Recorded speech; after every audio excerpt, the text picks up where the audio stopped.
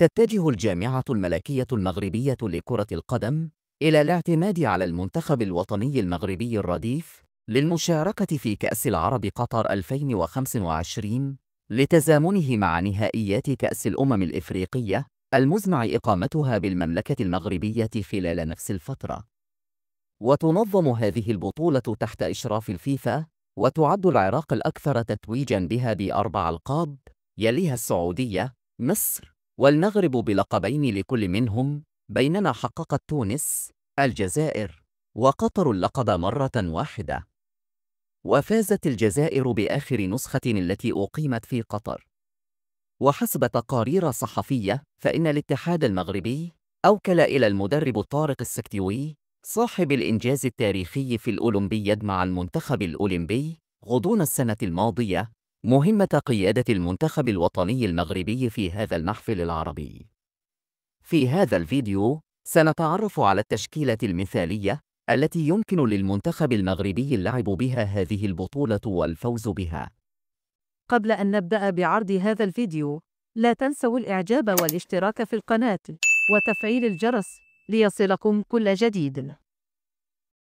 في حراسة المرمى منير المحمدي الذي يعيش أفضل فتراته مع ناديه نهضة بركان المغربي، كما راكم تجارب مع عدة فرق أوروبية.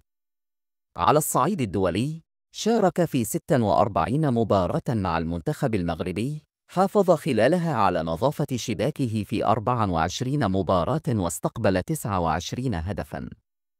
في خط الدفاع محمد الشيبي مدافع يلعب كظهير أيمن ويلعب لنادي بيراميدوز المصري. يتميز بقدراته الدفاعية والهجومية، وساهم في تعزيز خط دفاع فريقه كما سبق له اللعب للمنتخب في نفس البطولة.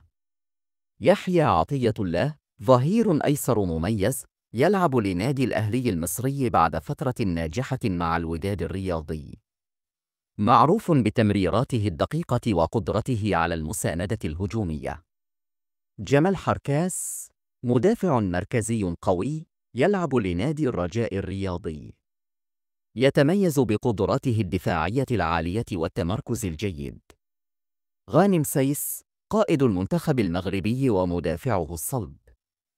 يلعب حالياً لنادي السد القطري بعد تجربة ناجحة في الدوري الإنجليزي مع وولفرهامبتون. شارك في عدة بطولات دولية مع المنتخب، بما في ذلك كأس العالم 2018 و2022. في خط الوسط يحيى جبران لاعب وسط دفاعي وقائد سابق لنادي الوداد الرياضي، انتقل حديثاً إلى نادي الكويت. معروف بقدرته على افتكاك الكرة وتنظيم اللعب. عبد الحميد صبيري لاعب وسط هجومي انضم إلى التعاون السعودي. يتميز بمهاراته الفنية وقدرته على التسديد من مسافات بعيدة، كما هو الحال في كأس العالم 2022. عز الدين أناحي لاعب وسط ويلقبونه محبوه بالنحلة، برز في كأس العالم 2022 بأدائه المميز. يلعب حالياً لنادي بنفينيكوس اليوناني. في خط الهجوم أشرف بن أشرقي جناح هجومي، لعب سابقاً لنادي الزمالك المصري وحالياً مع الأهلي المصري. معروف بمهاراته الفردية وقدرته على المراوغة والتسجيل. عبد الصمد الزلزولي جناح خطير على المرمى، يلعب لنادي ريال بيتيس الإسباني. يتميز بسرعته ومهاراته في المراوغة.